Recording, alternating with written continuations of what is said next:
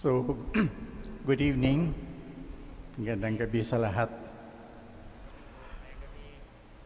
Ako si Brother Eugene. Oo, brother talaga. Kasi ang next niyan is may mga tanong na, kailan ka magpapari? Ang tanda mo na. Ako ay brother talaga. I will tell you about myself towards the concluding part of my sharing tonight. So today, we celebrate Saints Peter and Paul. When you go to Rome, and maybe some of you have been there, at the frontage of St. Peter's Basilica, there are two statues of the apostles displayed. What is noticeable is how the two great apostles depicted. St. Peter has his hand pointed towards the ground, while St. Paul's gesture is towards the horizon, out there. The images suggest that the church is all over the world and Rome is its center. Some jokers suggest the interpretation that Peter is saying decisions are made here, while Paul is saying, but they are implemented out there. Of course, this is only a joke.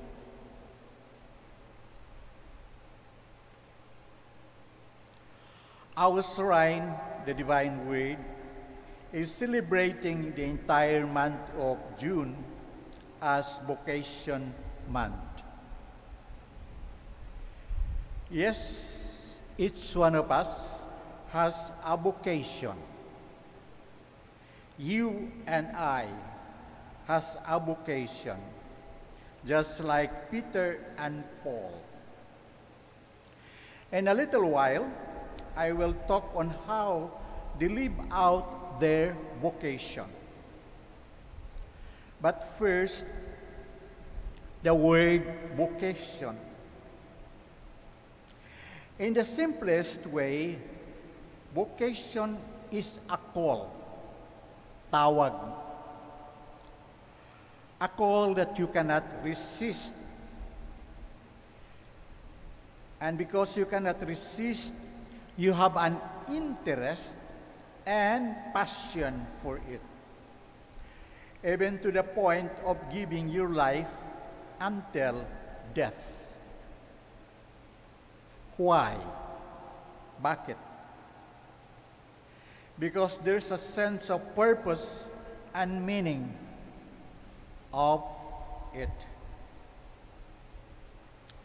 In the recent concluded family assembly in Rome, Pope Francis said to the family, your vocation as a family person is a vocation to the path of holiness. Maging banal tayo kung susundin natin ang ating bokasyon.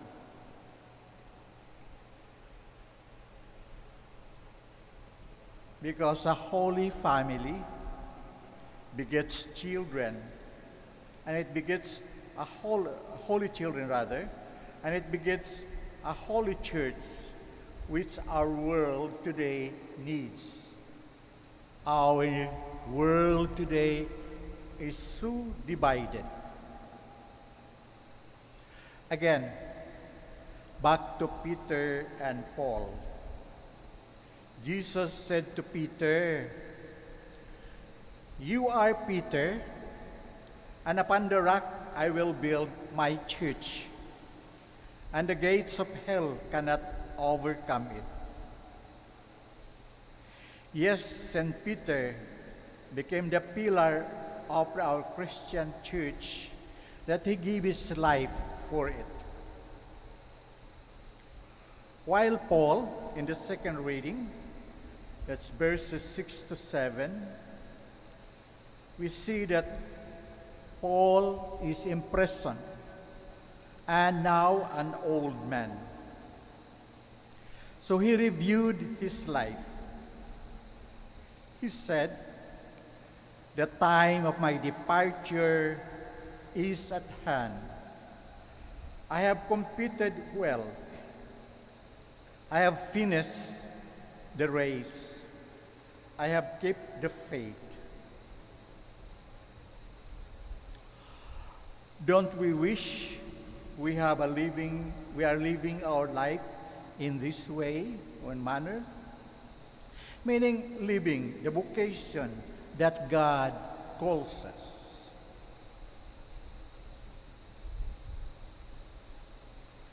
But the point is,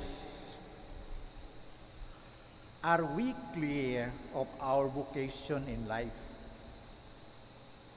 If you try to imagine, what is your life for Jesus?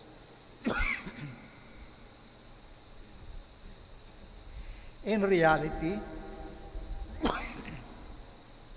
life is clear. It's not hit and miss. I am accompanying young people, and I'm hearing this several times. Depende. Katatanong ko sila, anong gusto mo? Depende. Hindi klaro. Ako ay isang SVD brother. Kami ang unang religious sa SVD. Religious meaning observing the three vows and live in the community. When our founder, St. Arnold Johnson, that he sees that living a vows and living together in a community is possible and doable, he extended this to the priest. That's why SVD now is priest and brothers together. Then you might be asking, but why do we have to be clear of our vocation? Because clarity of our vocation challenges us to know and understand God's purpose in our life. God's will for us. Okay, what is God's will for us? What is it? In God, we discover the fullness and joy or happiness. Parang wala ka ng ibang hahanapin pa. Ito na talaga. Klaro sa akin ang my identity as brother. It is so important that we have an identity. Why? Because it will provide us energy and vitality, especially in moments of discouragement and failures. So identity provides us a sense of energy or vitality. And the last question you might say, how do I know that this is my vocation in life? When there is a meeting of what is inside of me, of us, and what is out in outside world. In other words, we call this fitting in. According to an author, Frederick Buechner, my deep gladness meets the hunger of the world. So my deep joy meets the deep hunger of the world.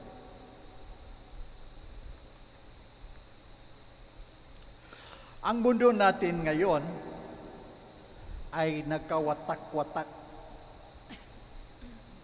Kailangan ang brotherhood o fraternity. Kailangan sisterhood or sorority. Ang aking profession ay isang teacher and guidance counselor. Tinutulungan ko ang mga seminarista sa paghanap ng kanilang sense of purpose and meaning on life. Ginagawa ko na ito for 40 years. 40. Pero ngayon, 71 na ako.